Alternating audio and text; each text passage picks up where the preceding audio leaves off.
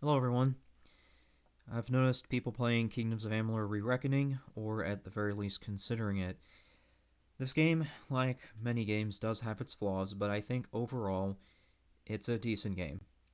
I do think it's worth your time and money to, go to Steam and play this. With that said, I want to just go over some basics and then talk about builds. In Kingdoms of Amalur, you have your passive abilities, or, well, abilities, and it's divided into three categories. It's pretty straightforward. It's Finesse is Rogue, Might is Warrior, Sorcery is, well, Sorcery. Depending on how many points you put into this, it influences not only your equipment, but your destinies as well. So let's go ahead and go over that. Destinies have their own requirements in terms of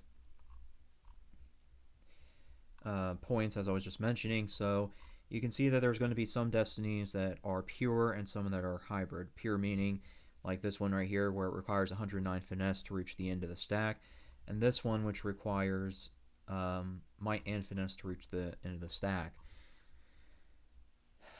Let's go and look at armor real quick to show you that. So you can see that this particular piece of armor requires 39 finesse, and this one over here requires 40 might.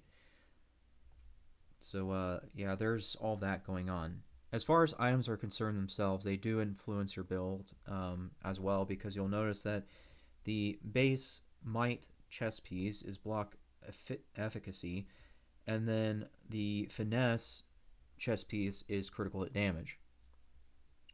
So it all depends on where you're going and what you want to do, but I will point out that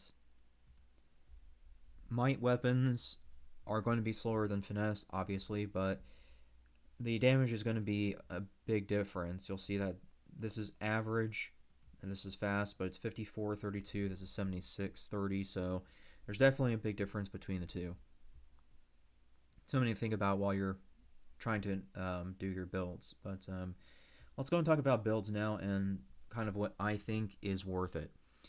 If you're going for a melee build, in that you're just going Leroy Jenkins, you're not worried about stealth or any of that, I do recommend combining finesse with might. This is due to not only the abilities themselves, but the destiny as well. So the great thing about the finesse might destiny, at the very end, it does give you increasing chance to critical hit, piercing damage, ranged, and melee attack damage. All very good things. The stealth damage, not so much. This kind of But the reason stealth is kind of is because it's too big of a world, and there's too few opportunities to actually stealth without being noticed. But overall, this is all great because it's very versatile. It allows you to do a whole bunch of things. It's not like uh, the pure finesse destiny, which is just range attack damage, piercing damage, chance to critical hit type of thing. So yeah, that's just too specific. I think that you'll find that finesse might is a bit more versatile for not just its abilities, destiny, but also in the armor and weapons that you have to work with. You'll notice I kind of did a build here. I'm sure I probably could have done this a little bit differently, but you can see that I kind of just went for enough points to get into blade honing, the entire longbow line, and that was really my only focus with this particular thing. Everything else was just enough points to get there. So the reason that I like blade honing, and I don't think that this has changed, I would have to do some testing, but it's because it does give you extra critical hit with a variety of weapons, not just the finesse ones, but also with some of the might weapons as well. Um, and then, of course, the longbow's here just to give you some extra utility. If you run into an enemy that you're struggling with, or it's doing way too much damage to you, then you can just bow them down. You can see I spent everything into this line, except for Scatter Shot. I stopped at 5 because I already hit 55 finesse, which you'll notice is how you get to the bottom of this. It's 55-55. So I stopped at 55, so I didn't max this out, Scattershot, but I did at the very least max everything else out. For Might, the problem with Might is that a lot of this stuff is too dependent on something happening, or it's too low of a chance. So for example, like Power Strike requires you to be in Adrenaline Surge, but the problem is Adrenaline Surge is not guaranteed for a multitude of reasons. So obviously Power Strike is not really that fantastic because it's banking on you having Adrenaline. And then of course something like this, Vengeance, is a perfect example. This is a perfect example of low chance. While you will be using Relentless Assault quite a bit, the problem is that this is too low of a chance to really make up for the fact that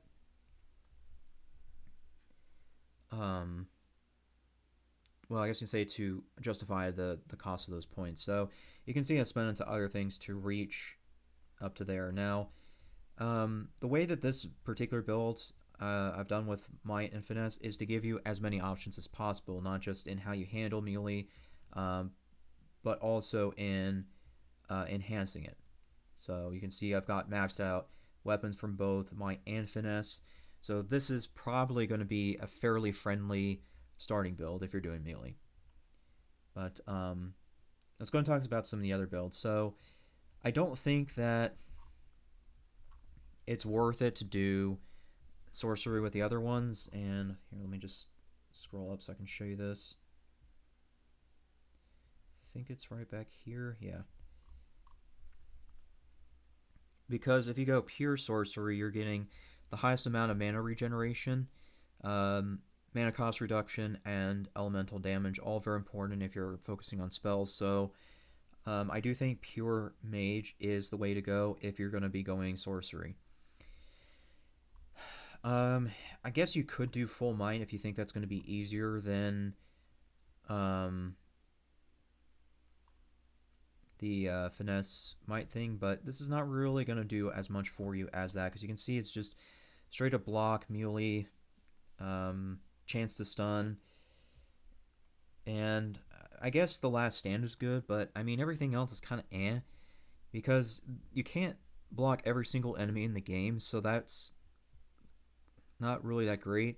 And 28% chance to stun is really not that great either. It's too low of a chance to really be worth it, because the only way that this would be worth it is if you were to get Concussive Force, which would give you increased damage against stunned enemies. But yeah, you'd have to be at like 50% chance to stun for that to really like even be worth the combination, I think. I guess you could do pure Finesse as well if you wanted to, but like I said, it's not very versatile, and it's highly dependent on you being able to dodge, because you can see that its assassination thing only triggers after a successful evasion. So you'd have to be very on top of all of that. Plus, it's going to limit you not just in how you handle it, but also in the weaponry too, because you're spending 109 in Finesse.